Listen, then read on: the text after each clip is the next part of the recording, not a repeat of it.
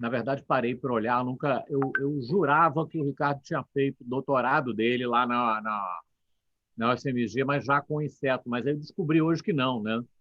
Você, Não.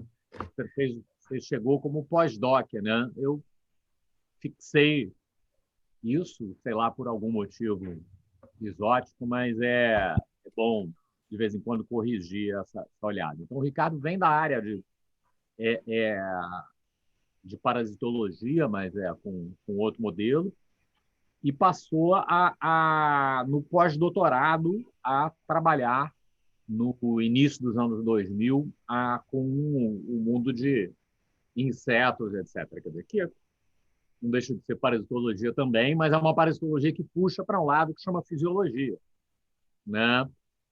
E aí, trabalhando junto com o grupo lá do Marco, é, acho que é muito interessante ver como é que alguém que vem de um lugar, que tem um background com biomol, com outro tipo de coisa, como é que soma e muda a trajetória do grupo no qual se coloca. Então, eu acho que é uma coisa interessante isso para pensar no que é o papel de um bom pós-doc, né? Que é o cara que vem com uma outra coisa, ele ganha um monte de coisa, porque ele ganha um mundo novo, ele não está fazendo mais do mesmo, né? Mas ele também soma coisas novas ali para o grupo que estava, que era um grupo que tinha, por exemplo, não tinha uma entrada forte com biomol e tal, e passou a ter em parte disso. E o Ricardo foi um cara que foi construindo isso dentro do grupo, dentro da vida dele, da trajetória dele, adaptando isso para os modelos que a gente está acostumado a ver aqui, que é barbeiro, botomínio, carrapato. E aí aquela lógica também que é interessante, que é o cara que é de ver pelos trabalhos como é que o cara vai cutucando várias áreas, que é um troço comum ali do cara chegar e cutucando as várias áreas no que estão na vizinhança do assunto, que é o assunto do pós-doc dele, meio que catando qual vai ser o assunto da sua trajetória independente, né? E aí você vê um monte de coisas sendo cutucadas de assuntos diferentes, de faz isso, faz aquilo, mas você vai vendo que a parte de saliva ela vai aumentando, né? Ela vai crescendo dentro do currículo do cara, vai aparecendo mais e mais saliva, saliva no bom sentido, não é que ele fica enrolando as pessoas falando, não. É, né? É, e a saliva de barbeiro, saliva de flebotomínio, de carrapato, e gradativamente carrapato, que era um modelo que o grupo do qual ele foi trabalhar não tinha uma experiência forte, é um modelo que ele foi crescendo e somando mais coisas com isso. Não abandonou os outros modelos, barbeiro, botomínio, mas foi somando o conhecimento de imuno, com o de biomol, com o de fisiologia do invertebrado, com a interface na fisiologia do vertebrado. Quer dizer, ou seja, é um trabalho que assim não é simples de fazer porque ele é bem de interface. É um trabalho que quem está acostumado a ver as coisas do Zé Marcos é um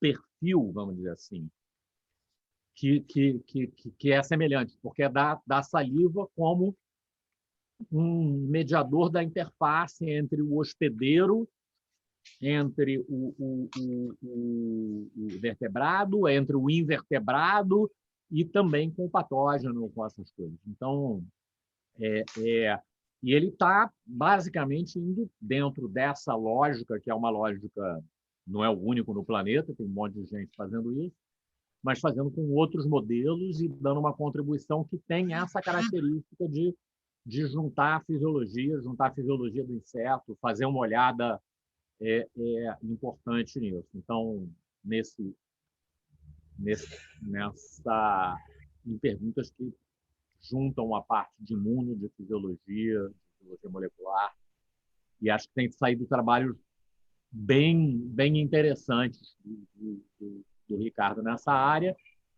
Uma das coisas, inclusive, tangenciando uma área que muitas outras pessoas aqui no INCT trabalham, com a parte de vacina. Então, o que eu acho que é bem legal ter mais gente com esse potencial, né? Então, pô, Ricardo, bom te ver, bom ter um update do que você está fazendo aí. Ok, obrigado, Pedro. Então, posso compartilhar aqui, né, Logo, para começar, né? Deixa eu pegar aqui. Sim, fica à vontade. Então, deixa eu só iniciar a apresentação aqui. Uhum.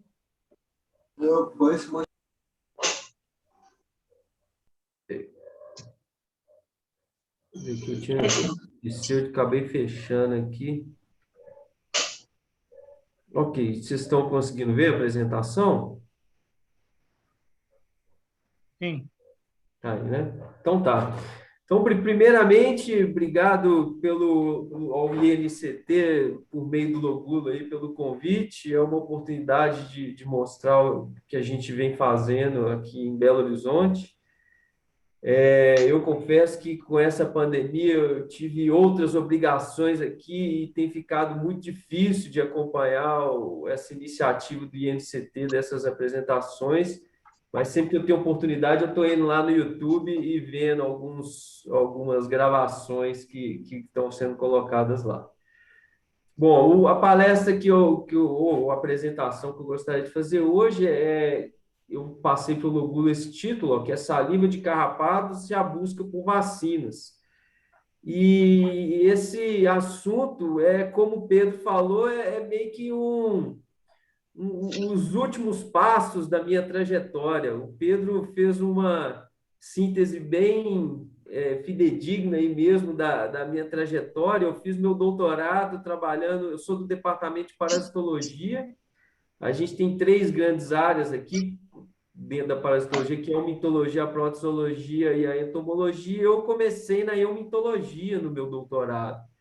E durante o meu doutorado eu fiquei 2 anos e pouco nos Estados Unidos e aperfeiçoei muito em algumas técnicas de biologia molecular. Quando eu voltei, eu acabei entrando no laboratório com o Marcos Horácio Nelder e tentando colocar em prática as técnicas que eu tinha aprendido no meu doutorado. E aí foi o que o Pedro falou, a gente tentou integrar a parte de entomologia com as técnicas ou os trabalhos que vinham sendo realizados no laboratório com alguma coisa que eu trouxe da minha experiência.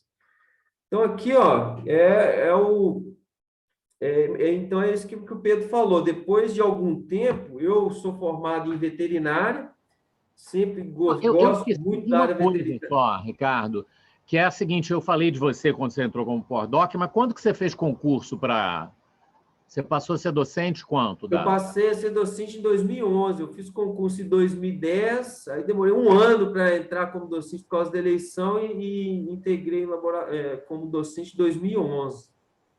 E aí foi aí que eu comecei a trabalhar um pouco com carrapatos, mas porque eu sou veterinário, sempre gostei muito da parte de veterinária, e aos poucos eu fui tentando integrar esse novo programa no laboratório, esse novo modelo no laboratório, que foi bastante interessante, porque a gente conseguia fazer uma comparação do modelo diferente com o que a gente já tinha lá.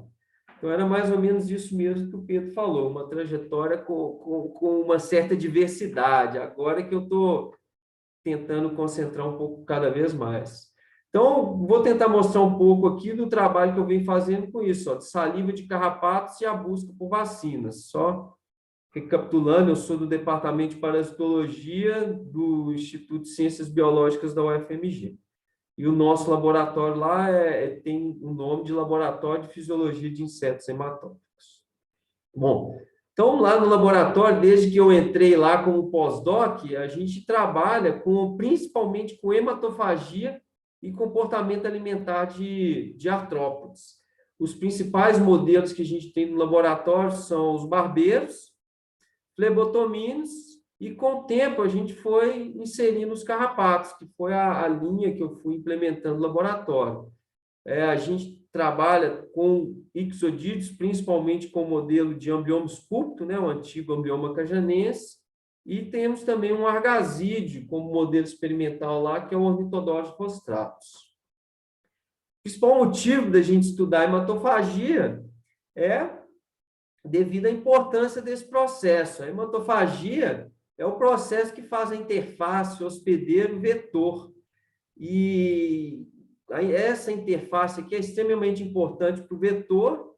Se ele tiver sucesso aqui, ele vai conseguir fazer com que ele tenha uma dinâmica populacional que vai se favorecer, que vai aumentar a sua população. Além disso, é nessa interface aqui que acontece a veiculação de parasitas entre o vetor e o hospedeiro. Então, conhecer hematofagia é importante, tanto para tentar entender melhor do vetor e desenvolver formas de controle, como entender também sobre os patógenos que são veiculados nesse meio aqui, também pensando em conhecer mais e desenvolver formas de controle. Bom, e aí não tem como a gente falar de hematofagia sem estudar muito bem os dois principais órgãos envolvidos diretamente na hematofagia de artrópodes hematófagos, que são a glândula salivar e o tubo digestivo, o intestino. Então, aqui, só para ilustrar, eu trouxe dos nossos 3 principais modelos lá, que tentando ilustrar a diversidade da morfologia desses órgãos, né? Então, aqui, glândulas salivares aqui dos barbeiros do gênero Triatoma, que tem esse formato de glândula salivar, aqui do gênero Rhodius, aqui de Lutsomia longipalpis. Então, esses aqui são modelos que armazenam, tem um compartimento para armazenar saliva. E aqui, carrapato, que já é um modelo totalmente diferente. A glândula salivar não tem capacidade de armazenar grande quantidade de saliva. E a saliva, ao mesmo tempo que ela é produzida, ela é secretada no local de alimentação. E aqui o tubo digestivo, que também tem grandes diferenças, sobretudo do tubo digestivo dos carrapatos, que tem nesse desenho esquemático, a gente vê que é um órgão com vários distensões, prolongamentos, alguns com fundo cego. Bom, como esses são os 2 principais órgãos envolvidos na hematofagia, a gente foca bastante nele. A minha proposta aqui é falar um pouco de saliva, e eu adoro ilustrar a saliva com esse vídeo aqui, que é um vídeo de uma aluna de doutorado do Marcos, bem antigo, foi publicado em 2006, que exemplifica a dependência desses artrópodes hematófitos na saliva. Então, isso aqui, as glândulas do Rhodius prolixus foram marcadas com laranja de acridina, que é um corante fluorescente, e quando ele vai alimentar na pele de um camundongo, a gente filmou essa alimentação e a gente consegue ver aqui o tanto de saliva que é jogada na pele do camundongo. Então, tudo isso brilhando é saliva.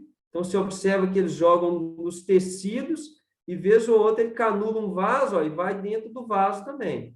Então, isso é tanto na fase de sondagem, quando ele está procurando um vaso, e aqui na fase de engurgitamento, quando ele já consegue canular um vaso e começa a se alimentar, a gente consegue observar aqui que ele está jogando saliva dentro do vaso sanguíneo, que é onde esses triatomíneos, que são solenofágicos, vão se alimentando.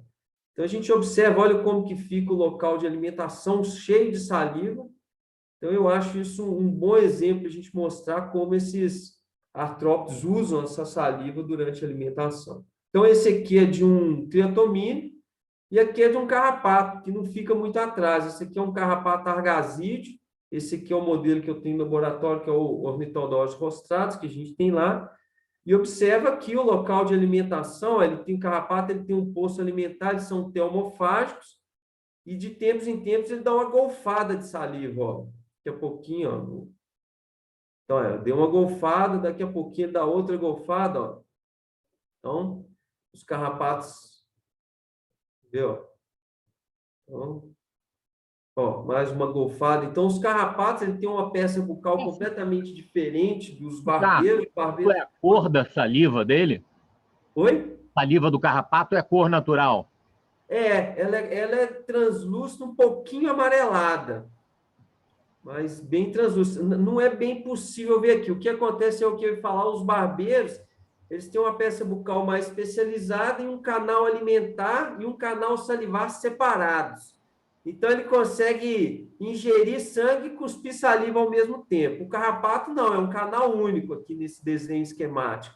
Então, para ele secretar saliva, ele tem que parar de alimentar. e aí ele dá aquela golfada, nessa golfada tem um retorno de conteúdo alimentar junto, né? Vem sangue e espalha ali no local de alimentação.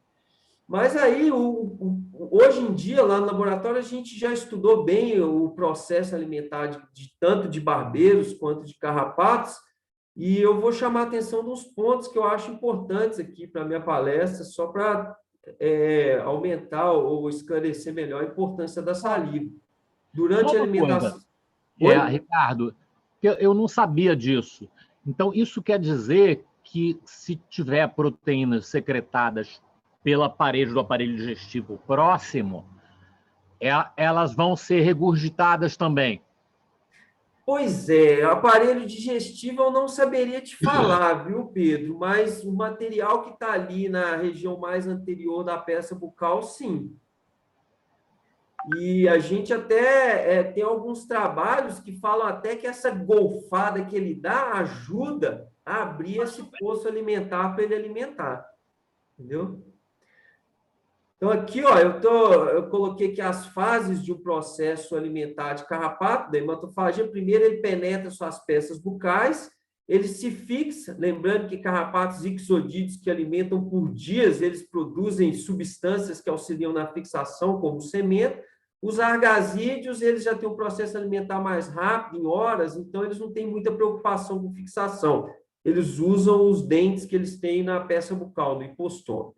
E depois passa para a fase que é a hematofagia propriamente dita. Primeiramente, ele tem que formar um poço alimentar. Ó. Isso aqui é uma foto de fases da alimentação de um carrapato argasídeos, do ornitodose. Então, ele penetra a peça bucal e vai com movimentos das peças bucais, rasgando os tecidos para formar o poço alimentar. E, ao mesmo tempo, jogando uma grande quantidade de saliva, e, com o tempo, ele forma esse poço alimentar cheio de sangue, que é de onde ele vai se alimentando. E depois, ele passa para ingestão de sangue. Os carrapatos argasídeos, eles alimentam por pouco tempo, já os ixodídeos, eles alimentam por mais tempo, mas eles também têm essas fases de formação do poço alimentar e passa para uma fase de ingestão de sangue. No caso dos carrapatos argasídeos, a gente tem um modelo laboratório e a gente conhece bem. A gente vê que... desculpa, deixa eu só voltar aqui o que eu queria falar. Aqui nessa pasta ele forma o poço alimentar, depois ele passa para a fase de ingestão de sangue, que nos argasídeos é rápido, nos ixodídeos ele é mais lento. Durante todo esse processo, a gente sabe que ele secreta muita saliva. E nos carrapatos argasídeos, como eu disse, a gente já tem isso documentado, quantificado. Então, aqui é um processo alimentar do ornitodose rostratus, em pele de camundongo. Aqui nesse gráfico que a gente mostra aqui em fase 1 é o processo de formação do poço alimentar, e tudo isso aqui, fase 2, é o processo de engurgitamento. E o que a gente observa é o seguinte aqui, ó, essa linha pontilhada é a frequência de salivação e essa linha contínua é a frequência de bombeamento da bomba de sucção, frequência de contração. Então, o que a gente vê é que na fase de sondagem ele joga muita saliva e contrai pouco a bomba de sucção. Tem uma fase que a gente chama de 2A, já dentro da fase de engurgitamento, o poço alimentar já está relativamente formado, ele reduz essa secreção de saliva e começa os movimentos de contração da bomba de sucção. E depois a bomba de sucção, né, fase 2B, ela está funcionando plenamente, com uma frequência alta, e a salivação já passa por uma frequência mais constante. O que a gente vê nas fases finais, que são 2C e 2D, que a gente chama, que parece que ele começa a ter algum problema de ingestão de sangue, a gente não sabe falar o que é, a suspeita principal é que seja extensão de abdômen, dificuldade de bombear o sangue para dentro, e essa fase aqui, ele normalmente reduz a frequência da bomba de sucção, mas a salivação continua. Então, acho que a gente pode observar aqui, ó, que ele tem uma salivação intensa no início para formar o poço alimentar. A gente sabe que no carrapato a salivação ela é rica em proteases, que ajuda a digerir os tecidos e formar esse poço alimentar, e na fase de engurgitamento ele continua salivando, mas numa frequência menor. Aqui a mesma coisa, a diferença dos dois aqui é uma coisa, que... Ricardo, porque Oi. pela tua imagem eu fiquei com dificuldade de entender, eu fiquei com a sensação de que a salivação era quase que junto com a sucção. Como é que você registra a diferença de um evento para outro? Pois é, isso é exatamente o que eu vou te mostrar aqui nesse próximo slide. Esse aqui é um registro dos eventos. Então, assim, eu não trouxe aqui o registro da fase de formação do poço alimentar, porque o registro é todo irregular. Mas aqui é o seguinte, nessa linha de cima, a gente filma aquele mesmo vídeo que eu mostrei para vocês anteriormente, e a gente só faz uma análise de imagem. Isso aqui a gente mede a intensidade dos pixels, então quanto maior, toda vez que ele dá aquela golfada de sangue, a gente tem uma intensidade da área coberta pelo sangue. E aí, toda vez que ele suga, essa intensidade aqui diminui. Então, esses picos aqui, ó, são as sucções. E aqui a gente está mostrando simultaneamente um eletromiograma da musculatura da bomba de sucção. Então, eu consigo comparar as duas análises, em cima a análise das imagens e embaixo a diferença de potencial da musculatura da bomba de sucção. E eu consigo identificar nitidamente aqui, ó, que é um evento de sucção, que é onde ele deu aquela golfada de saliva na área de alimentação. Eu vejo por aumento da área colorida de sangue da análise de imagem, e aqui eu consigo detectar isso por uma alteração no sinal elétrico. E aí, esses funcionamentos são as contrações da musculatura, esse de baixo, contrações da musculatura da bomba de sucção. Então, aqui são dois exemplos, ó, vendo o que acontece. E a gente sabe hoje em dia que o carrapato, a gente considera que ele se alimenta em complexos alimentares. No caso dos argasídeos, que é esse aqui, Ornithodonus rostratus, os complexos alimentares são compostos por um evento de salivação seguido por uma ingestão com várias contrações da bomba de sucção. E aqui vocês conseguem ver que eu esqueci de trazer aqui embaixo a unidade aqui é segundos embaixo. Então, a contração é numa frequência bem alta, quando ele está se alimentando bem. Quando ele tem dificuldades, essas contrações aqui são mais lentas, e a gente observa até que ele saliva mais. Ele faz menos eventos de contração entre dois eventos de salivação. Então, os complexos alimentares dos argasídeos, eles são compostos por isso, ó, uma salivação, vários eventos de sucção. Salivação, vários eventos de sucção. E com isso, Pedro, a gente consegue contar isso ao longo do processo alimentar e quantificar, que é aquele gráfico que eu mostrei anteriormente. Já em ixodídeos, a gente não fez essa análise, a gente até começou, mas não deu andamento e não conseguiu finalizar, mas tem trabalhos antigos que mostram isso, utilizando uma técnica semelhante, né, que eles falam eles falam de eletrograma, mas o nosso a gente mede diferença de potencial, aqui eles medem corrente elétrica, então fica um sinal um pouquinho diferente. Mas a diferença básica que foi concluída para os ixodídeos, que são carrapatos duros que alimentam por longos períodos, é que, além dos eventos de salivação e ingestão, eles também têm períodos de descanso nos complexos alimentares. Então, eles têm eventos de salivação, seguidos por vários eventos de ingestão, então, e logo depois dos eventos de ingestão, eles têm eventos de descanso. Esse aqui é o que eu trouxe, um trabalho do Tades, tem vários trabalhos aqui da década de 70, entre 70 e 80, que mostram isso. Então, aqui, ó, é o sinal que eles detectavam no evento de descanso. Aqui é um sinal detectado no evento de ingestão, mas quando a ingestão estava lenta ainda, aqui também ingestão lenta, e aqui uma ingestão numa fase mais plena, quando ele está bombeando com mais velocidade.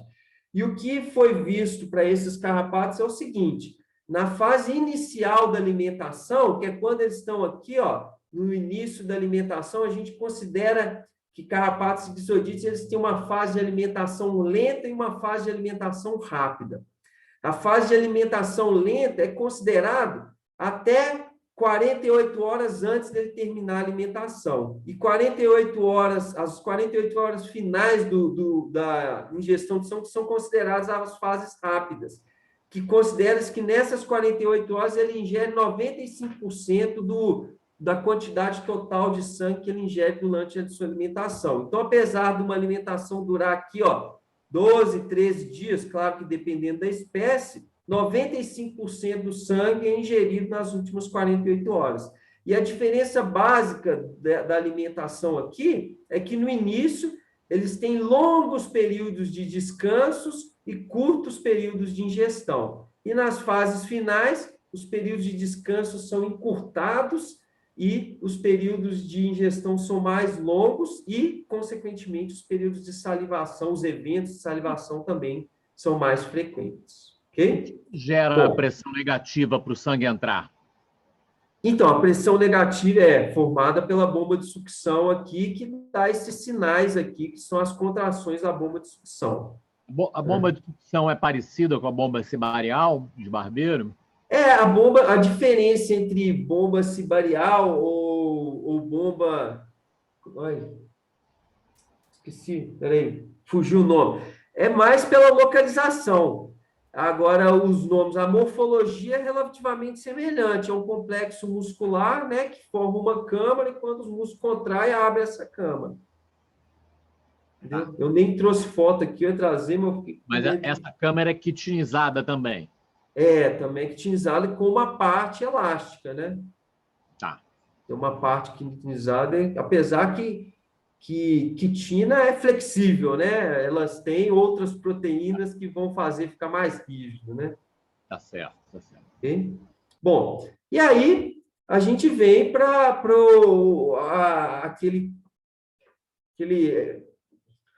como se diz, o discurso clássico da saliva. E qual que seria a função da saliva? É aquilo, toda vez que um artrópode hematófago vai ingerir sangue do seu hospedeiro, ele causa uma lesão no local de alimentação. Isso induz várias respostas reparatórias do hospedeiro.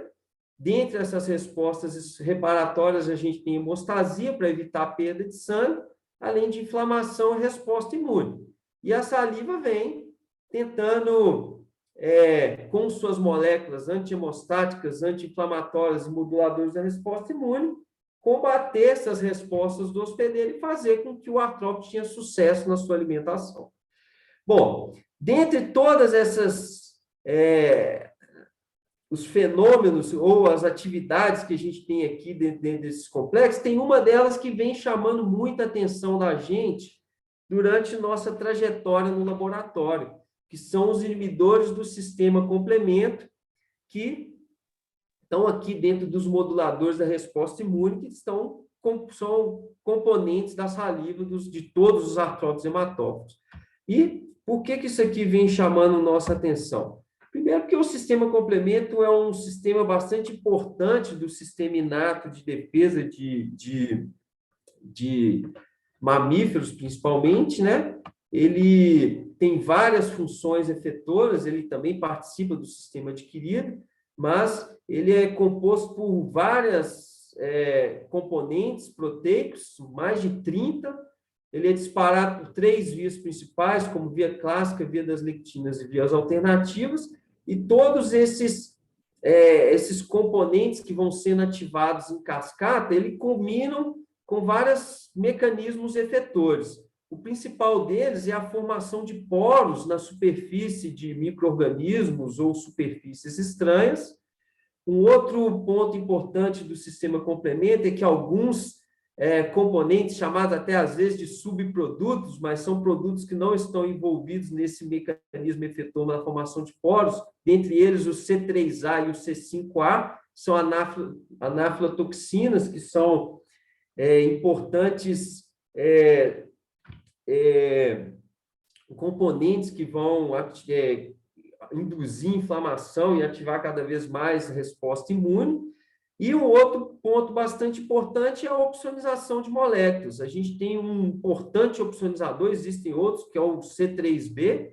Ele pode opsonizar tanto micro-organismos quanto moléculas. Existem alguns trabalhos, como esses dois aqui, de 96, que mostram que uma molécula opsonizada por um C3b, por uma molécula de C3b, ela tem uma capacidade de 10 a 100 vezes mais de induzir uma resposta imune. E tem até alguns trabalhos, como esse do Dempsey, que fala que uma molécula opsonizada por duas moléculas de C3b, ela tem a capacidade de gerar uma resposta imune 10.000 vezes mais potente do que moléculas não opsonizadas. Então, o sistema do complemento é um sistema de defesa bastante importante. Eu só queria chamar a atenção aqui que, dentre essas 3 vias de ativação, a gente tem a via clássica, não vou entrar em muito detalhe aqui, que ela é ativada inicialmente por anticorpos que reconhecem superfícies estranhas, pode ser tanto IgG quanto IgM também, enquanto a via alternativa ela é ativada principalmente por clivagem espontânea de C3b, reconhecendo determinadas superfícies. Quando ela reconhece uma superfície self, essa molécula é inativada e a cascata não continua. Quando a superfície é não self, ela dá continuidade à ativação de outros componentes da cascata do complemento. Um outro bastante importante, que eu vou comentar mais para frente, é o fator B, que é um componente importante da via alternativa que não participa da via clássica. E a gente tem também a via das lectinas, que é uma via parecida com a via clássica, que é ativada por outras moléculas que não são anticorpos. Mas aqui é mais chamar a atenção da participação do anticorpos na via clássica. E aí a gente tem estudado todos os nossos modelos de laboratório, e o que reforça para a gente a importância do complemento é o seguinte: toda vez que a gente procura sistema inibidor de sistema complemento em saliva, a gente acha, seja em carrapato, bioma cajanense, céfalos micróbios, seja em flebotomínio, aqui, ó, esses dois trabalhos que a gente fez com o Jesus e o Fabiano e o grupo lá do NIH, seja em triatomínios, ó, tanto em saliva quanto em conteúdo intestinal, e também, esse aqui a gente pesquisou também, a Aedes aegypti, e esse aqui, outros mosquitos, foi a Anopheles aquasatus, que foi um aluno que também trabalhou lá no laboratório, um aluno do Nelder, o Antônio, que trabalhou lá no Jesus. Mas o fato é o seguinte: a artrópode hematófilo tem inibidor do sistema complemento na saliva, então reforça a sua importância. E soma-se a isso um trabalho que a gente fez com o Barbeiro em 2009, que é esse aqui, ó, que a gente fez o seguinte: se você pega soro de um animal e força o barbeiro a ingerir esse soro, quando você faz uma análise do tubo digestivo dele, isso aqui é o intestino médio anterior, que é onde os barbeiros armazenam direto depois que é alimentado, ela está desse jeito, ó, bonitinha, intacta. Mas se você pega esse soro, nesse caso aqui a gente pegou soro humano, você concentra ele só por evaporação, nesse caso aqui o soro estava mais de 2 vezes mais concentrado, e você oferece de forma forçada para esses barbeiros, quando eles alimentam, a gente faz uma análise do tubo digestivo com brometo de etídeo, o que a gente observa é isso aqui, ó, várias células lesadas. E a hipótese é o seguinte: que nesse caso aqui, ó, ele tem inibidores do complemento presentes no tubo digestivo e eles conseguem inativar o sistema complemento. Só que quando você concentra esses componentes, os inibidores não dão conta de fazer o serviço, e aí você começa a ter lesão do tubo digestivo. Então, essa foi um trabalho que a gente fez reforçando a importância do sistema do complemento. Em carrapatos, eu busquei um trabalho antigo, lá do grupo da Austrália, né, aqui é do Kemp de 88, isso é um trabalho quando eles estavam desenvolvendo aquela vacina para ribocéfalos micróbios, que eles já desconfiavam, eles já mostravam de uma importância do sistema do complemento. Nesse trabalho aqui foi um trabalho feito in vitro, e eles tentavam demonstrar o papel do sistema complemento no dano causado no tubo digestivo. Então, eles alimentavam esses carrapatos com soro, com complemento ativado e com complemento inativado, que é o inativado por aquecimento. E dos animais de 1 a 13, esses animais eles foram vacinados, então o soro usado para alimentar os carrapatos era soro de animais vacinados com moléculas intestinais. E de 14 a 18 era soro de animais não vacinados. Então, a hipótese é o seguinte, que os anticorpos ligavam a proteínas de superfície do intestino, ativavam o sistema complemento que causava dano. Quando você tirava o complemento por aquecimento, o dano ainda causava, mas era bem menor. A gente observa até aqui.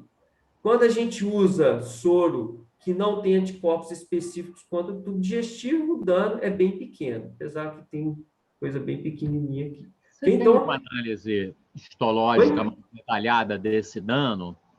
Como é que é? Abre um buraco na célula? Como é que é a questão? Ou a célula fica lá, mas com uma morfologia esquisita? Quer dizer, como é que isso parece, se fizer um corte?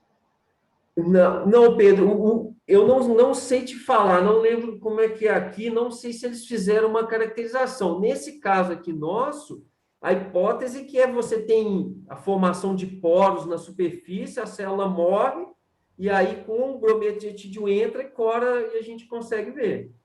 Entendeu? Célula morre. Eu não sei se eles publicaram, mas essas fotos tinham na brochura de propaganda da vacina no início dos anos 90, por aí, e abre um buraco mesmo. Então, o Termione, a gente via muita coisa deles sobre o sistema complemento em congresso, né? E realmente publicação, é difícil achar alguma coisa falando assim. A gente via trabalho em congresso. Aí o conteúdo Era umas fotos bonitas, Eles sempre sugeriram que era complemento, mas nunca mostraram claramente que era complemento. Mas eles mostraram os buracos nas imagens. Mas não em... Pena que eu não ganhei, não fiquei. Mas não em paper. Em paper nunca saiu claramente. Não, em paper nunca saiu. Mas as fotos eram lindas, a brochura era profissional, etc. E tal. Então, mas esse aqui é eu estou vendo na minha frente. Mostrando isso, mostrando o papel do complemento, assim, com mais nitidez, né? Mas realmente a gente viu algumas coisas em congresso e eu nunca vi artigo mesmo, não. O sangue, o conteúdo intestinal, vaza para a hemocele? Não.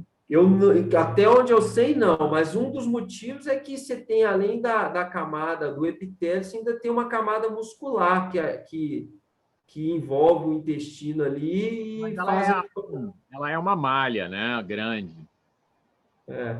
Mas, assim, nesse caso, não. Existem uns trabalhos antigos de piolho. Os piolhos são muito pedículos captis, né? Que são muito específicos para o humano.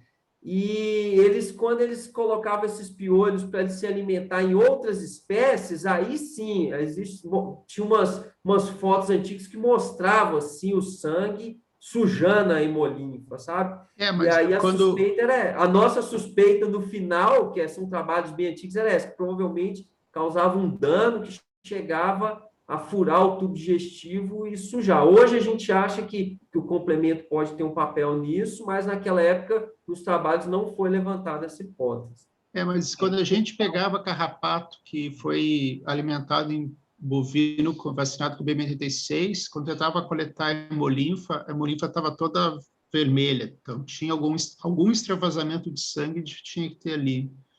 Mas nunca ficou claro na literatura, assim, provando que realmente tinha complemento ativado ali, causando lesão. Então, foi sempre uma coisa assim, meio da parte comercial, mas não da parte científica. A parte científica é esse artigo mesmo. Ricardo, existe inibidor de complemento no intestino também? Como é que é? Se existe? No intestino? Existe. Hoje a gente sabe assim, a gente tem estudado alguns artrópodes hematóficos e carrapato é assim, você trabalha com carrapato, você sabe que é bem diferente, né?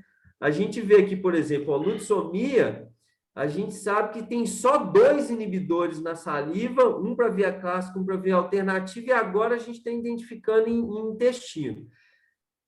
Carrapato tem famílias de inibidores na saliva e a gente sabe que tem inibidor no intestino. Nos carrapatos que eu tenho pesquisado, que é o amblioma, a gente já viu pelo menos inibição da via clássica. Por que eu estou falando isso? Porque Os carrapatos aí dos Estados Unidos, né, os mais problemáticos são os ixodes, que são bem diferentes, são assim, os mais diferentes dos nossos.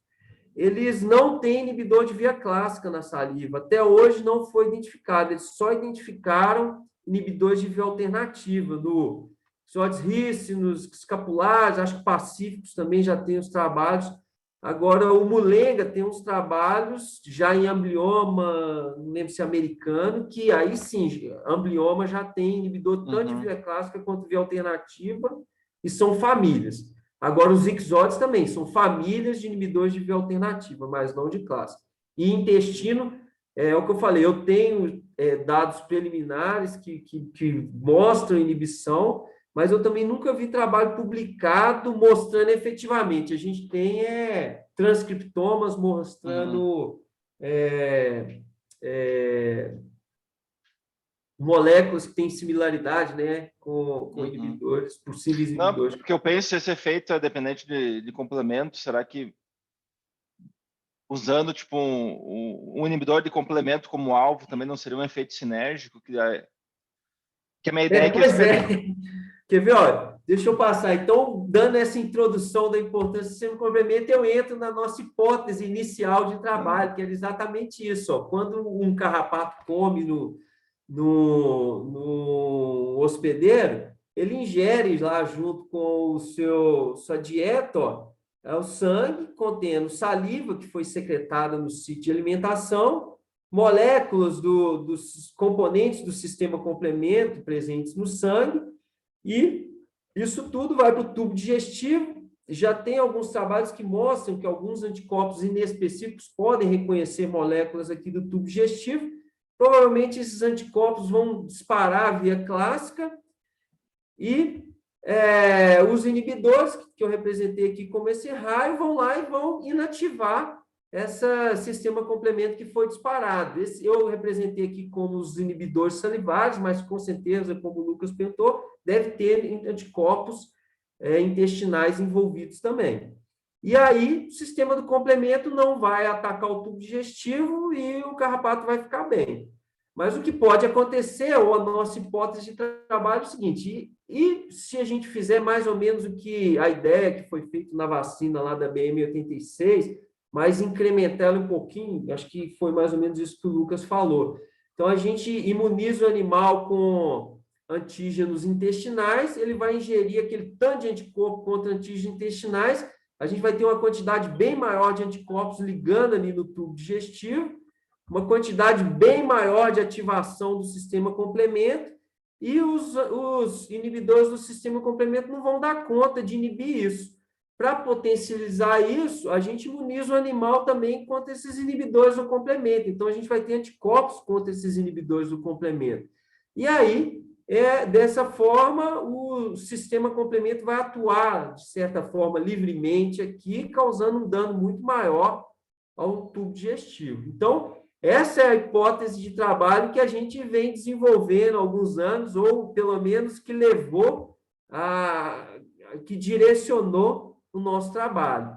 Então, a gente começou a trabalhar alguns anos atrás em duas frentes. A primeira frente era essa, identificar inibidores, principalmente da via clássica, e secretados aqui na saliva, que vão ser ingeridos e vão atuar aqui no tubo digestivo, e, ao mesmo tempo, identificar antígenos imunogênicos aqui da superfície do intestino para ter muito anticorpo ali disparando a via clássica. Então, nessa primeira parte de identificação dos inibidores da via clássica, o que a gente fez foi o seguinte: inicialmente, a gente fez ensaios de hemólise com saliva o nosso modelo é o amblioma, como eu disse, amblioma scúpulo, antigamente chamado de amblioma cajanense, e aí começamos a mostrar que a saliva do amblioma scúpulo possui inibidores da via clássica. Então, o que a gente mostra aqui nessa barra branca é que existe inibição da hemólise, dependendo da quantidade de saliva que a gente coloca no ensaio. Se a gente usar extrato de glândula salivar, também tem inibição. Então, provavelmente, existe a proteína pronta lá, talvez em vesículas dentro intracelular, ou então no tubo, nos ductos da glândula salivar. E se a gente pegar esse extrato de glândula salivar e aquecer, a gente perde grande parte dessa atividade. E essa última barra aqui, a gente fez o mesmo ensaio, mas usando um soro depletado em fator B. A gente usa esse soro porque, como eu disse no slide anterior, o fator B é um componente-chave na via alternativa. Então, eu mostro que a inibição continua aqui pela saliva em um soro que não tinha via alternativa. Então, nesse caso aqui, eu mostro que a inibição realmente é da via clássica. Então, aqui a gente mostra a presença da atividade nas glândulas salivares do amblioma escúpido, e depois a gente foi passando para frente. Pegamos essa saliva, passamos em HPL6, isso aqui é uma coluna de exclusão molecular, né, geofiltração. Pegamos os picos que tinham proteína, fizemos ensaio de hemólise, identificamos aqui os picos com as frações com maior atividade. Corremos um gel, fizemos um sistema tradicional de cortar as bandas do gel, mandar para a espectrometria de massa. E aqui veio a decepção, né? Que a espectrometria de massa identificou várias moléculas para a gente. O principal suspeito aqui era uma proteína identificada na glândula, num transcriptoma de glândula salivar, que tinha um único domínio do tipo Kunitz, inibidor de tripsina, né? Esse Kunitz bovine trypsin protease inhibitor. E aí a gente falou, opa, achamos pelo menos um inibidor de saliva, só que a primeira decepção foi quando a gente montou primers para esse inibidor e vimos que na população dos nossos carrapatos em laboratório, esse transcrito não era expresso. Mas aí a gente ficou com essa família Kunitz na cabeça, falando, olha, talvez a gente tenha alguma molécula muito parecida com essa e consiga atribuir atividade a essa molécula. Mas aí a gente resolveu seguir uma estratégia diferente em colaboração com o Jesus e o Fabiano lá do NIH. O que a gente fez foi montar um transcriptoma da glândula salivar da nossa colônia. A gente não chegou a anotar esse transcriptoma, mas a gente pegou outros transcriptomas que, depois que a gente obteve esses resultados, já estavam publicados, já estavam na literatura, e começou a selecionar nesses outros transcriptomas classes abundantes de transcritos, e dentro dessas classes mais abundantes, os contíguos mais abundantes. E a gente conferia, através do nosso transcriptoma, se os contíguos desses transcriptomas estavam presentes na nossa população. E nós chegamos aí a 3 famílias ou classes principais, que são 2 delas são bem abundantes em carrapatos e praticamente exclusivas de carrapatos, que são a basic tail e 8,9 kilodaltons. Nós selecionamos os 2 transcritos mais abundantes dessas famílias, dessas bibliotecas, baseados nos dados desses transcriptomas, e um da família Kunitz BTPI, que selecionamos também o mais abundante. E resolvemos trabalhar com essas proteínas aqui. E aí a gente ficou até feliz, porque esse Kunitz aqui, a gente estava com muita esperança nele por causa desse resultado anterior aqui. E aí pegamos essas sequências, expressamos em bactéria mesmo, em E. coli, conseguimos isolar as proteínas. Isso aqui é um SDS page mostrando as proteínas isoladas. Aqui é um Western blot feito com anticorpos anticauda de histidina. Eles foram expressos utilizando bactéria e o PET28, eu não lembro qual, se era o A ou B, mas era o PET28, e pegamos essas proteínas expressas e começamos a submeter aos ensaios. Então, o primeiro ensaio que a gente submeteu foi um ensaio de sistema complemento. Então, para nossa surpresa e alegria, né, todas 3 inibiam com bastante intensidade a via clássica do sistema complemento.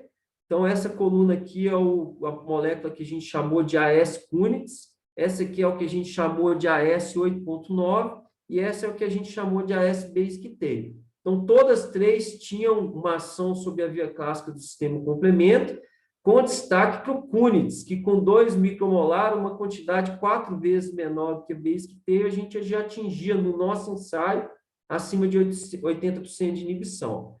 Jogamos na via alternativa, vimos que eram moléculas multifuncionais que atuavam também na via alternativa, mas aqui já mostrando que a AS Basic Tail era a que tinha maior atividade.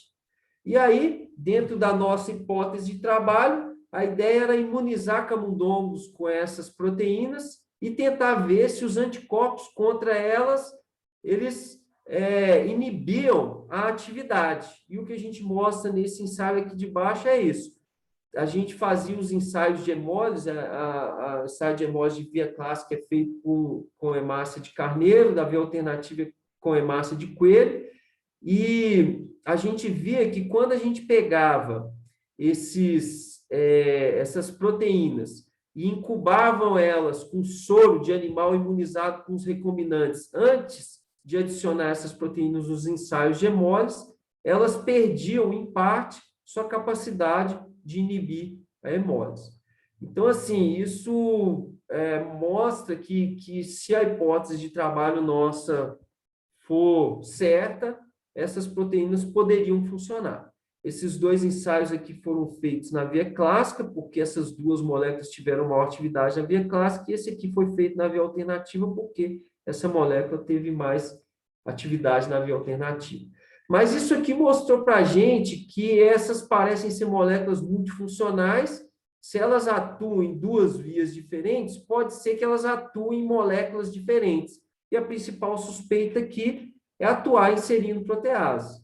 Então, a gente tentou continuar nessa linha, pegamos essas moléculas, jogamos esses ensaios simples de coagulação, que são ensaios de inibição de coagulação, e vimos que todas três são capazes de inibir a cascata da coagulação. Então, jogamos ensaios mais específicos, testando aqui fator 10A da cascata de coagulação e trombina, e vimos que elas atuavam também, mas com algumas particularidades. Esse aqui de baixo foi feito também com tripsina, só para a gente tentar ter uma ideia de atividade, e a gente viu que algumas delas, como, por exemplo, esse AS Kunitz, ela era mais específica, inibindo só trombina, nesse caso, enquanto as outras duas, elas tinham uma atividade mais diversa, né? Inibindo todas as três serinoproteases usadas aqui, porém, com atividades diferentes, né? O AS Basic Tail foi mais ativo no fator 10A, enquanto a S8.9 foi mais ativa aqui em tripsina. Então, a gente estava em mãos com 3 moléculas multifuncionais que inibiam vários processos da resposta do hospedeiro, e aí a gente partiu para outros passos. Paramos um pouquinho para essa caracterização funcional e passamos para um passo de tentar ver o nível de expressão dessas moléculas na glândula salivar dos carrapatos. Então, o primeiro ponto que a gente viu para cada uma das três foi que todas as três são expressas em larvas, ninfas e fêmeas de carrapatos.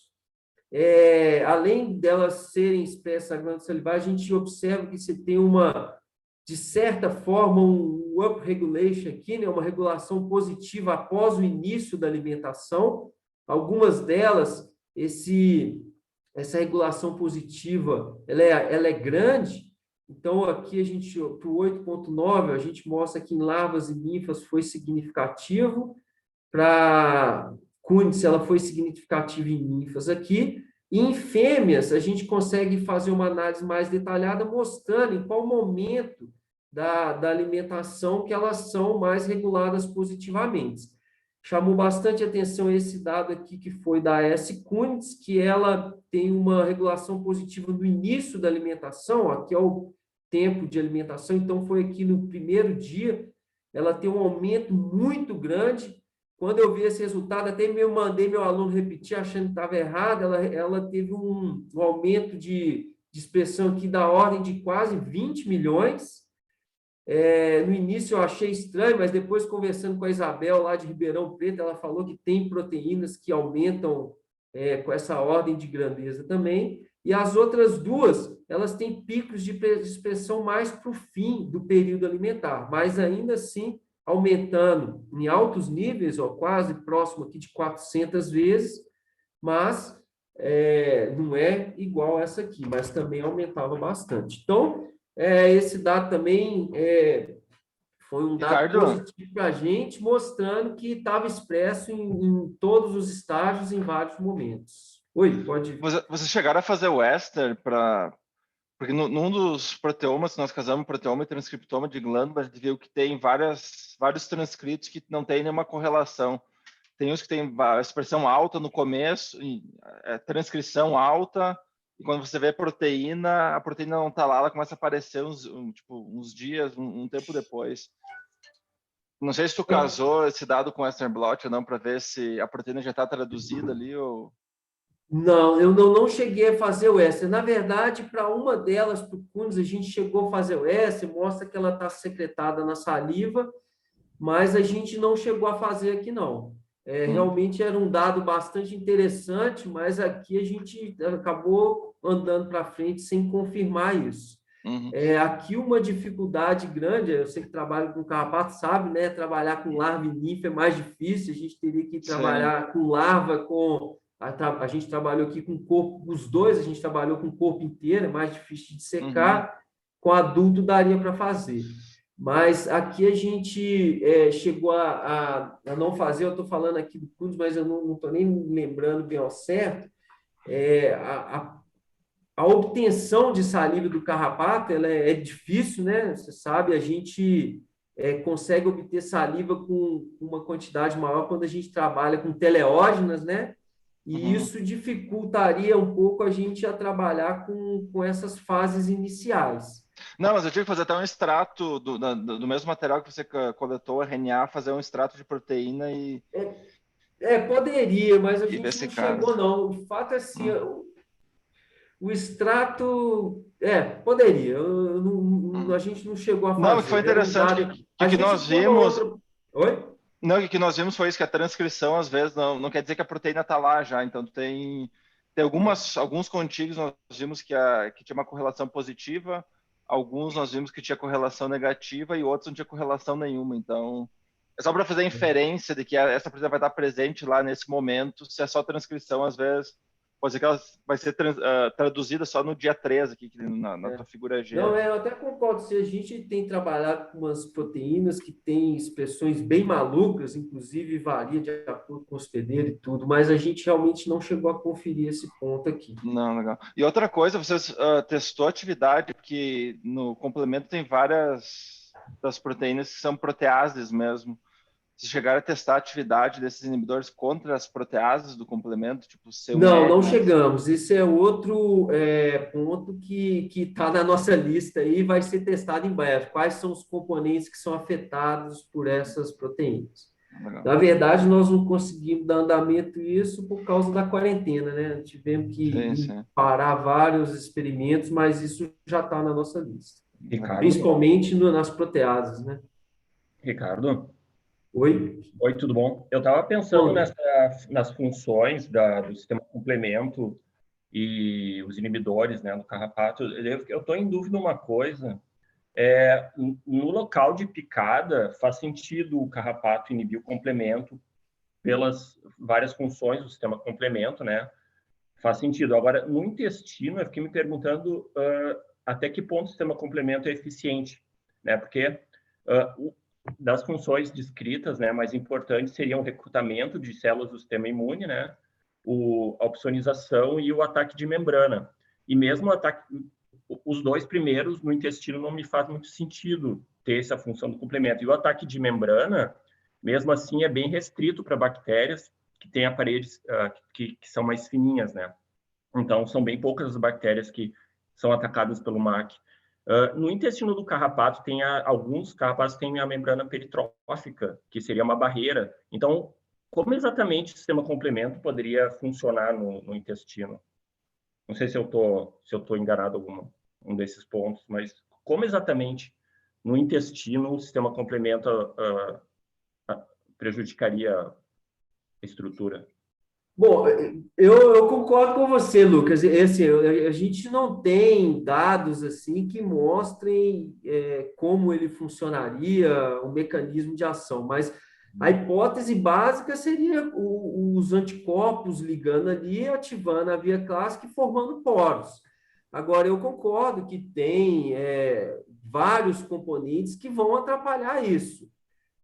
Agora, por outro lado, a gente pensando que o carrapato secreta muitos inibidores do complemento, que vão ser ingeridos junto com a dieta, e ao mesmo tempo expressa essas proteínas ali, a gente pode concluir que se ele faz isso é para proteger de alguma coisa, né?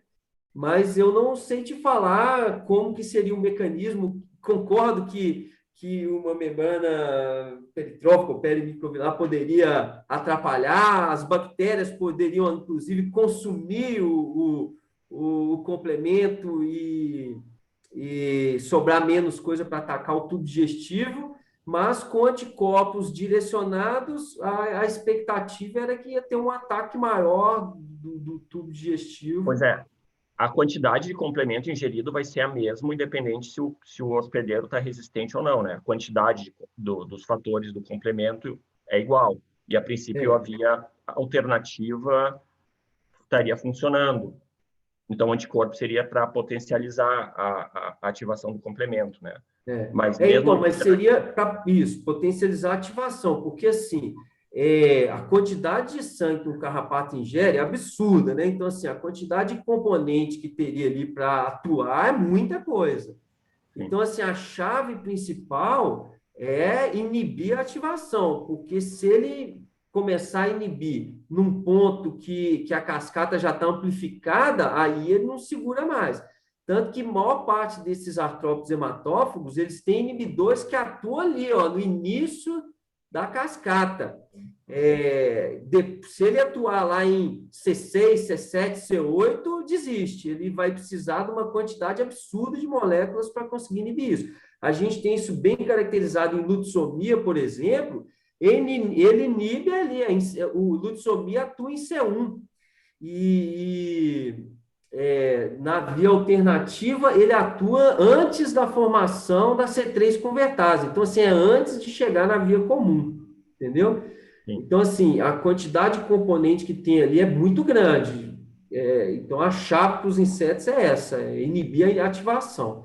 Agora, concordo com você, tem muita fisiologia que a gente tem que conhecer ainda para conseguir explicar isso. A gente aqui, por isso que eu falei, a gente iniciou uma hipótese e estamos dando um tiro no escuro com as armas que a gente tem e com as informações que a gente tem, tentando fortalecer ela ou não. O complemento seria importante nas células que estão soltas no lúmen? Não as que da estrutura em si, mas as que estão soltas ali pelo lúmen. Pois é, não sei te falar, viu? Eu sei que eu não conheço até muito bem sobre digestão em carrapatos, eu sei que é bem diferente de inseto, né? E tem uma fisiologia bem particular, né? Que vai até um pouco contra, né, essa minha hipótese aqui por causa disso que você está falando. Tem algumas informações que poderiam atrapalhar esse ataque que eu estou propondo aqui. Mas eu acho que falta muita informação para ser elucidada ainda. Tá bom, obrigado. No caso de inseto, hein, Ricardo? É o Beto aqui. No caso de inseto, por exemplo, no caso de lutsomia, por exemplo, a cinética, o tempo de formação da matriz peritrófica, ou seja, um inibidor do sistema complemento, ele tem que agir antes, ou seja, o sistema complemento para atacar o intestino de um flebotomínio é bem no início mesmo, ou seja, acabou de ingerir o sangue fresco, então você tem ali os componentes do sistema complemento para atacar o intestino. Quanto mais rápido agir o inibidor do sistema complemento, melhor.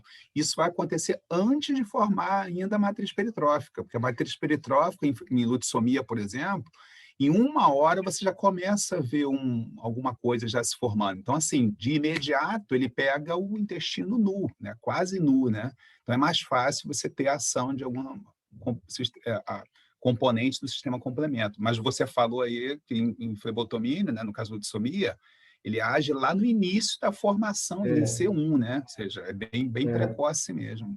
Legal. assim, 1 hora é mais do que suficiente para o sistema complemento ativar, né? Os ensaios que a gente faz no laboratório, vai ser tudo muito rápido. E ele amplifica a cascata de forma muito rápida. Então, além dele ter que atuar rápido, ele tem que atuar no início para não atuar depois que ela for amplificada. Então, mas eu concordo com o Luiz, assim, a gente ainda tem ainda proteases, né, apesar da digestão em carrapato ser diferente, mas tem várias outras coisas que a gente ainda tem que pesquisar e talvez até pode vir informações que ajudem a gente a aperfeiçoar isso que a gente está propondo. Okay? Bom, então só dando continuidade aqui, então a gente identificou aqui os inibidores da via clássica, o próximo passo seria identificar antígenos imunogênicos da superfície intestinal. Então, nesse aqui, a gente optou por seguir uma linha de trabalho. A gente fez também um transcriptoma de intestino de Aesculpt, com a ajuda do Jesus e do Fabiano lá do NIH, e a gente optou por trabalhar com esse transcriptoma, selecionando proteínas que são que têm peptídeo sinal e que são ancoradas na membrana. Então, ou proteínas que estão ancoradas por âncora de GPI, ou então que são transmembranas. E, ao mesmo tempo, são proteínas que que têm vários epítopos.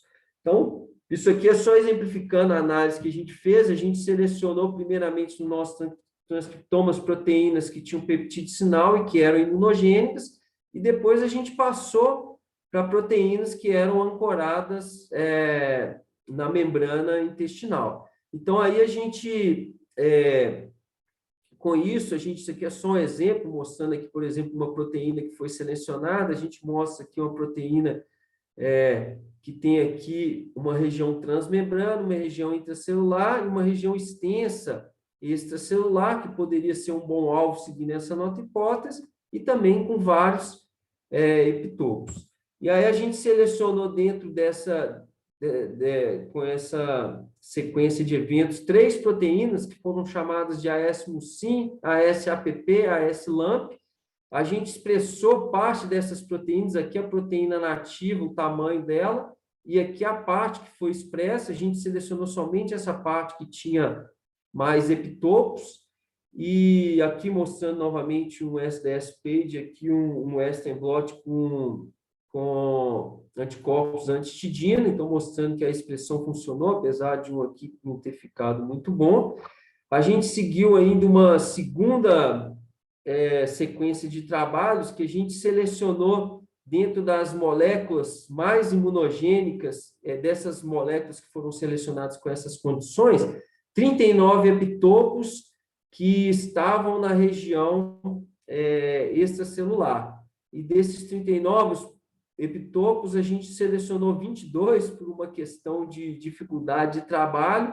Montamos uma proteína quimérica com alguns espaçadores, né, de glicina e serina, e a gente chamou essa proteína de AS-quimera, e ela também foi expressa em bactéria, e a expressão foi avaliada aqui por Western blot com cauda de tiro, mostrando que foi possível a expressão. Então, usamos também essa quimera nos nossos ensaios. Então, uma vez selecionando todas essas proteínas que a gente terminou com 7 alvos, 3 salivares e 4 intestinais, e passamos para ensaios vacinais.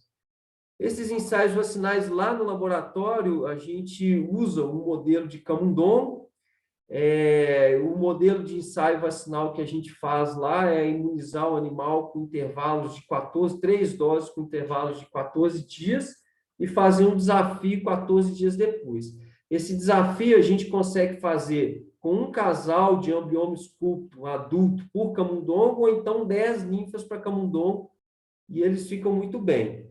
E eu gosto de trabalhar com os camundongos, eu até trouxe esse dado que a gente tem no laboratório aqui, porque os camundongos, eles, de certa forma, mimetizam um pouco os hospedeiros naturais do ambioma esculto por não desenvolver uma resposta imune. Então, esse aqui é um trabalho que a gente fez colocando ninfas em camundongos, e as infestações foram feitas por 4 vezes com intervalos de 30 dias. E a gente observa que na quarta infestação, os parâmetros alimentares e de desenvolvimento das ninfas, eles são praticamente semelhantes à primeira infestação, que é quando o camundongo não tinha praticamente nenhuma resposta imune contra esses carrapatos. E aí a gente vê, o tempo de alimentação permanece bem parecido, peso final das ninfas parecido. A gente tem porcentagem que muda um pouquinho, mas é até a favor dos carrapatos, mostrando que eles alimentam mais, melhor até em camundongos que já foram usados como fonte alimentar anteriormente. E tempo de muda e porcentagem de alimentação também mostrando que os camundongos não desenvolvem uma imunidade contra os carrapatos. E aí, mostrando inicialmente os dados com os alvos salivares, a gente mostra que os 3 alvos que foram trabalhados, que é o AS-Cutis, AS-89 e AS-Basic Tail, a gente tem o desenvolvimento de anticorpos, né, uma resposta tumoral, e a gente tem basicamente um pico aqui após a terceira imunização, e para 2 delas a gente observou uma certa queda, que é um pouco preocupante para a gente. Para uma delas continuou aumentando os níveis de anticorpos, isso foi um pouco preocupante porque a gente queria uma resposta mais duradoura, né? E depois, quando a gente avalia os dados do desafio, o que a gente observa aqui, até ficou por cima aqui, que mortalidade em fêmeas, a mortalidade não foi tão alta, a gente tem um aumentozinho aqui de alguns casos, chega a aumentar quase 100%, né? Quase o dobro, outros chegam em torno de 50%, um pouquinho menos de 50%. A mortalidade em ninfas foi surpreendentemente grande aqui, principalmente para 2 das moléculas, a gente teve 100% de mortalidade. Inicialmente, quando a gente viu isso aqui, a gente ficou até feliz, porque essas ninfas morreram alimentando, que de certa forma confirmava ou ia de encontro à nossa hipótese, mas já em fêmeas, esse dado de mortalidade, ele não corroborava a nossa hipótese, porque a nossa hipótese era um dano intestinal tão grande a ponto de ter mortalidade, mas poderia estar acontecendo porque um dano intestinal maior. Bom, outros dados que a gente obteve com as imunizações, a gente vê aqui, que o período de alimentação não varia muito, então a imunização não atrapalha muito a alimentação. O peso das fêmeas também não variava muito. A massa de ovos das fêmeas também não tinha uma variação grande, mas o dado que mais atrapalhava, o parâmetro que era mais influenciado, era a eclodibilidade dos ovos, que para alguns grupos caía bastante e outros caía menos. No caso das ninfas, a gente tem dados desse grupo aqui, que a gente ainda teve algumas ninfas vivas, a gente observava que essas que permaneciam vivas, elas não tinham uma diferença assim, significativa, indicando que a ingestão ou o desenvolvimento era muito atrapalhado pela vacinação. Mas, no final, a gente chega aqui com uma eficácia vacinal, esses dados de eficácia vacinal, a gente usa fórmulas que avaliam principalmente mortalidade, redução de oviposição de fêmeas e redução de fertilidade, e no caso das ninfas, a gente usou o dado de mortalidade, basicamente. Mas um somatório de mortalidade e esses parâmetros reprodutivos, a gente chega em eficácias que variaram, 59% para umas e indo até 92%, mais ou menos, para essa 8.9 e 85% para a Cutis. Bom, a gente considera que para um dado de laboratório em camundongo, isso aqui é um dado satisfatório que estimula a gente a dar continuidade. A gente fez os ensaios também com as moléculas intestinais, e aí a gente mostra que desenvolvimento, todas elas desenvolvem anticorpos. Para essas 3 aqui, infelizmente, a gente não fez uma linha de tempo. Para a ESC-MER, a gente chegou a avaliar com o tempo, mostra que após a terceira dose, o nível de anticorpos é mais alto e permanece por um período até maior. Depois do desafio, o que a gente observou, a gente colocou como controles animais imunizados com adjuvante, que no caso aqui eu não chamei atenção, mas a gente usou hidróxido de alumínio, e tinha um outro controle aqui, que é animais vacinados com extrato intestinal. Então, assim, em termos de tempo de alimentação, peso final das fêmeas e massa de ovos, a gente não observou muita diferença entre os grupos. O dado que mais chama atenção é esse dado aqui, ó, de eclosão dos ovos, que naquele grupo que a gente usou a Esquimera, a gente teve uma redução maior. E os dados de mortalidade também, a gente teve um aumentozinho de mortalidade nesse grupo da Esquimera, enquanto os outros não teve nada que chamasse muita atenção. E quando a gente utilizou aqueles cálculos de eficácia vacinal, o que a gente observa foi que essas três proteínas que foram usadas aqui, os dados não foram satisfatórios. O extrato intestinal obteve em torno de 50% de eficácia, mas a proteína Esquimera, ele já atingiu um nível de eficácia um pouquinho mais alto, que foi animador. Então, com esses dados em mão, né, tanto das proteínas intestinais com as proteínas salivares, a ordem natural aqui era misturar esses antígenos para a gente testar a nossa hipótese, um antígeno intestinal misturado com antígenos salivares, que são os antígenos salivares para produzir anticorpos que vão atrapalhar a inibição do sistema complemento. Então, montamos o mesmo esquema vacinal e grupos que continham sempre uma proteína intestinal e pelo menos uma proteína salivar. Montamos um grupo aqui com a Cúndice 8.9, que foram as duas que isoladamente tiveram os melhores resultados. Esse grupo aqui com uma salivar e uma intestinal, as salivares separadas, e um grupo com todas elas para a gente dar esperança disso melhorar. Bom, a gente vê que nesse sistema a gente tem aumento dos níveis de anticorpos. Infelizmente, esses anticorpos não permanecem por longos períodos. Isso aqui é outra coisa que tem que ser trabalhada no futuro. E depois, nos ensaios vacinais, o que a gente observa aqui esse caso foi um caso um pouco excepcional, que a gente teve uma mortalidade baixa nos grupos, mas a gente obteve nos grupos vacinados uma mortalidade mais alta no controle, porque a gente não teve mortalidade nenhuma, e em termos de tempo, de parâmetros alimentares, massa final e tempo de alimentação das fêmeas, a gente não observa novamente nenhum dado que chama atenção, que mostra a diferença entre os grupos. E nos dados de desenvolvimento e de reprodução, a gente já observa, nada deu significativo, mas a gente observa uma queda em alguns grupos na massa de ovos, que são esses que estão com setas, e uma queda para outros grupos na taxa de eclosão. O ponto interessante é que algumas fêmeas, a gente tem aquele tudo ou nada de fertilidade, né? Várias fêmeas, elas não colocavam praticamente nada de ovos.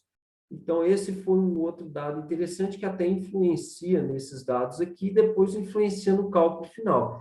Quando a gente chegou no cálculo final de eficácia, a gente teve eficácias variando de 69% a 79%. Então, assim, o ponto decepcionante aqui é que não houve um aumento de eficácia, mas também não houve uma queda. A gente continua ali naquele patamar em torno de 80%, e isso mostra para a gente que a gente tem um dado que talvez possa ser trabalhado na tentativa de melhorar isso.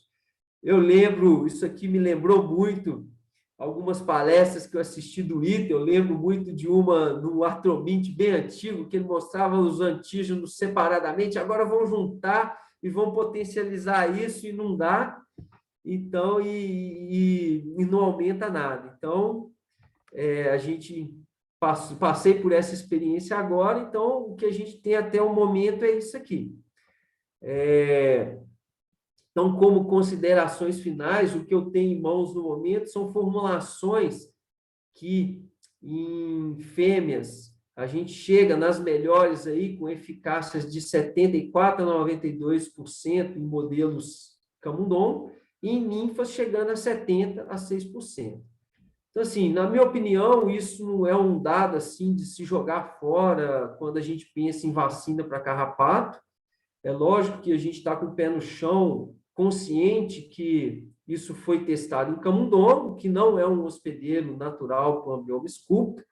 A ideia agora é tentar testar isso em outros hospedeiros, testar outras formulações, talvez usando os adjuvantes diferentes, combinações diferentes ou esquemas vacinais diferentes, para tentar mudar essa eficácia aqui. E, claro, tentar fazer vários ensaios funcionais para a gente tentar descobrir aqui o mecanismo que está envolvido, ou até mesmo função dessas proteínas, igual vocês já perguntaram aqui, para tentar clarear vários mecanismos, ou trazer informações que possam ajudar a gente a explicar algumas coisas do trabalho. Então, para finalizar, era os passos que eu queria mostrar aqui, e só finalizo aqui agradecendo todos os colaboradores, né? Então, eu tenho uma equipe grande lá na UFMG, professores com os quais eu divido laboratórios, que são o Nelder, Marcos, Maurício, Grazi e o Leonardo, professores lá de outros laboratórios, como a Daniela Bartolomeu e o Ricardo Fujiwara, que a Daniela me ajuda muito na parte de bioinformática, nessa seleção de antígenos. O Ricardo Fujiwara e o Rodolfo ajudam muito nos ensaios vacinais. A gente está com planos de fazer análises imunológicas agora, né, com fenotipagem linfócito, dosagem de citocina. E do Ulisses, Gabriel, Paula, Jéssica, Isabela, Nailene, Vladimir, Giovana e Rodolfo, Maria Eduarda são alunos envolvidos no trabalho, e a Márcia é uma técnica que ajuda a gente. Eu tenho ainda como colaboração Jesus o Fabiano do NIH e o Daniel Rodrigues, ele é um pesquisador da EPAMIG, que me ajuda muito em trabalhos de campo, em alguns trabalhos que a gente faz com ripséfalos micrópolos, e quando a gente precisa de coleta de carrapato em campo também, ele me ajuda. E agradeço também o apoio do FAPEMIG, CNPq CAPES, e, claro, o INCT, que ajuda absurdamente a gente, sobretudo nessas épocas que a FAPEMIG não está financiando nada. E os outras agências também diminuíram o financiamento. Bom, então, essas eram as informações mais importantes que eu queria passar aqui na apresentação. Se alguém tiver mais alguma dúvida ou discussão, a gente pode tentar esclarecer mais alguma coisa aqui. Ok? Tá desligado, Ito, seu microfone. Desculpa. É muito legal o teu dado ali. Quando tu fez a mistura dos antígenos, tu trabalhou com a mesma quantidade? Foi, mesma quantidade. Esse que quando a gente fez, a gente teve esse problema, porque alguns são mais imunogênicos que outros, então é uma competição muito grande entre eles. Então, o que dá para fazer é aumentar a quantidade de que são menos imunogênicos. E aí a maior sugestão minha é o adjuvante oleoso, para nós sempre funciona melhor. Então, acho que se tu trocar o alúmen por oleoso, talvez tu consiga manter esses títulos de anticorpos mais tempo. Qual que vocês usam lá? A gente usa a Montanide, Marcov Montanide, que é o comercial que se usa para bovino, né? O negócio nosso é assim, a gente foi meio que na nossa hipótese inicial, né? Queremos algo que vai aumentar anticorpo. Uhum. E agora a gente tem que seguir testando outras coisas. Né? Essas ideias são ótimas. Né? Então, os dados estão bem legais. E é claro que temos que repetir, né? Muita coisa para confirmar. Né? Esses dados de NIFA são surpreendentes. Eu fico muito triste. Eu estava com os grupos montadinhos no início da pandemia, tive que parar tudo no meio, mas então tem um ano que eu não consigo gerar mais nada. Então, Ricardo, se você puder fechar a sua apresentação, eu acho que fica melhor para a discussão.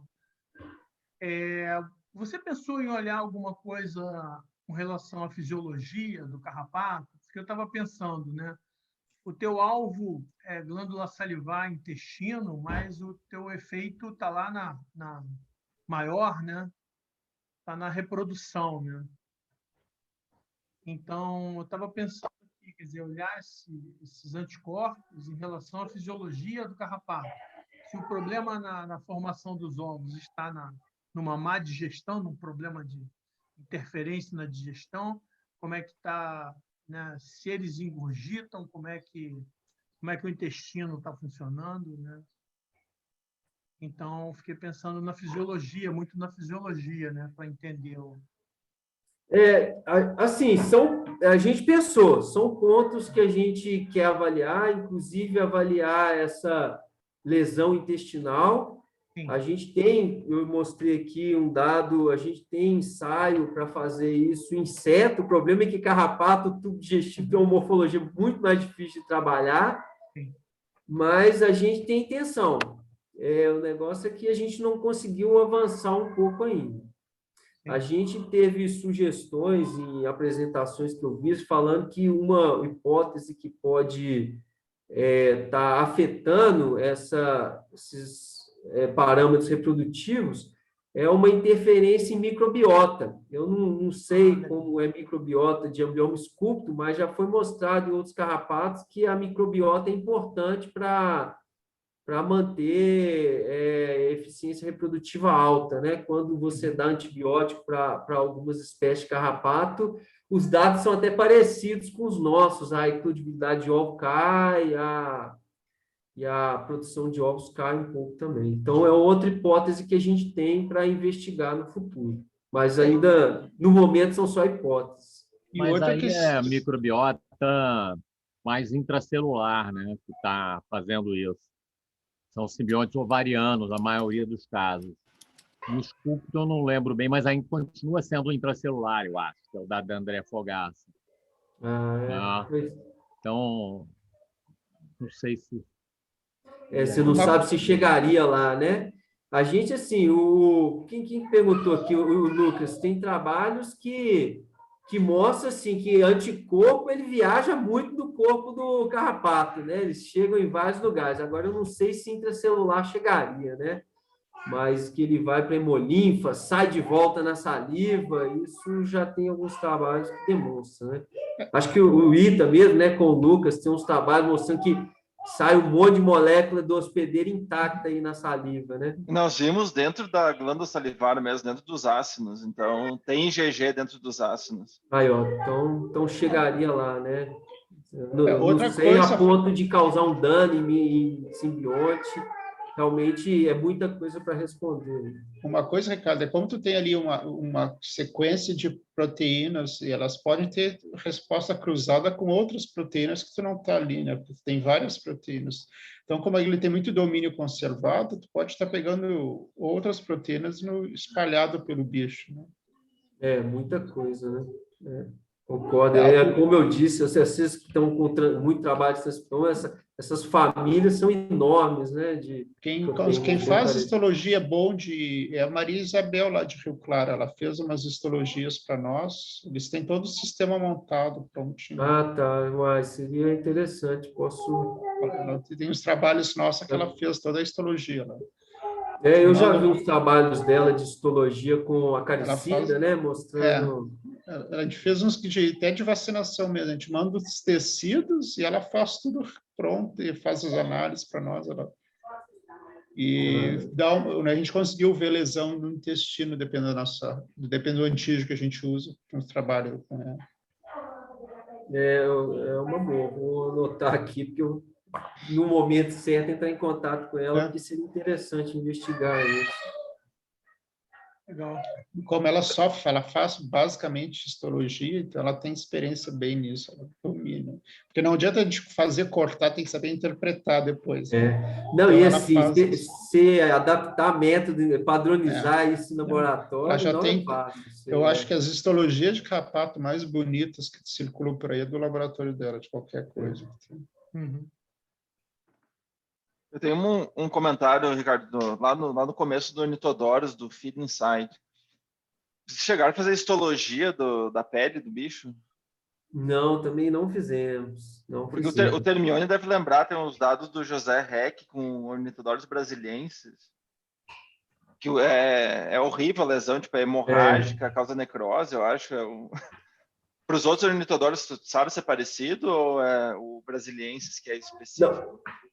O brasiliensis é atípico, né? Tanto que eles investigaram isso bem, né? O rostrato, assim, o rostrato, que é o que eu conheço, ele causa um poço alimentar grande, A gente até fez com o extrato de glândula dele, ele tem inibidores de complemento de coagulação fortíssimos, e quando o local da picada fica uma marca enorme ali, fica sangue extravasando durante um tempo. Mas não é nem de perto como rostratos que causam uma necrosezinha, né? Os dados que a gente tem de rostratos, que foram trabalhos feitos pelo Labruna e pelo Facchini, né, da Rural, eles mostram que o que o rostrato faz também, ele causa aquela paralisia em animais. Então, ele mostrou onde esses carrapatos vieram de uma coleta que eles fizeram lá no Mato Grosso do Sul, e eles falam que lá no local tinha cão com paralisia de membro posterior, né, paresia de membro posterior, e tinha suíno também. E ele até conta, ele fala que os animais eles vão aprendendo, quando você coloca um animal lá na fazenda, no primeiro dia os carrapatos pegam, ele está todo paralisado, depois ele aprende a fugir dos carrapatos, eu não sei se ele desenvolve alguma resposta contra isso e não observa mais paralisia. Mas é isso, eles dão uma reação grande nos hospedeiros, não chega nem de perto a ser como brasilienses do lá, mas... Que uma coisa interessante que aqui nós estamos discutindo, tem um pessoal aqui que trabalha com a borrelia da relapsing fever, que ela é transmitida por ornitodônios, e ela é bem diferente da borrelia que o Ixodes transmite, que ela vai para a circulação e super rápido, assim. Nós estávamos pensando, será que é o feed inside, que tem alguma diferença, que esses carrapatos, tipo, logo já cria aquela lesão enorme, que nem você mostrou, ele tem aquele bolsão hemorrágico em minutos, né? Já os ixodídeos, eles demoram mais tempo, vão comendo mais mesolaxor ou linfa por um tempo, depois começa a comer o sangue mesmo, né? E se isso teria alguma coisa a ver com a adaptação dessas diferentes borrélias para ser transmitida. Uma vai por via sanguínea e fica... de uma malária, ela dá os picos de febre, por isso que é relapsing fever, porque ela fica, tipo... Mas era uma questão de gente, será que isso pode estar relacionado também com a transmissão dos patógenos, que o feed insight é muito diferente, né, dos dois. É interessante as estratégias que os dois carrapatos desenvolveram, assim, para... o processo alimentar tem semelhanças, mas tem muitas diferenças mesmo. Esse ponto que você tocou é um ponto assim que a gente também está muito curioso, né? O papel dessas moléculas em ajudar ou não veiculação de patógenos, né? Então, em Ixodes, já tem vários trabalhos que mostram como inibidores de complemento ajudam na transmissão, na proteção das borrélias aí, né? Principalmente a Burgdorferi, né? Para a transmissão aí de borrelia Burgdorferi de Lyme disease. Então, eles têm um papel. A nossa curiosidade aqui no Brasil, mais natural, é na Rickettsia, né? Sim. Então, se eles ajudarem o estabelecimento de uma Rickettsia, aí a gente teria uma vacina até multifuncional, né?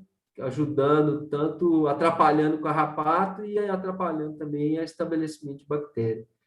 E esse é um dos casos que, digamos assim, é o nosso objetivo futuro. A gente...